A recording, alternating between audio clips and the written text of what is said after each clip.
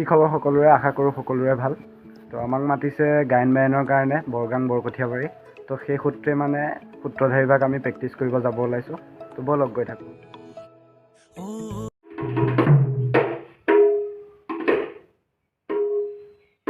Hello' guys, আমি ready হৈ গ'লোঁ যাবৰ কাৰণে। এয়া আমি ৰাসৰস্থলী পালোহি আৰু আমাৰ সকলোতকৈ সৰু বায়ন দুজন এই দুজনেই।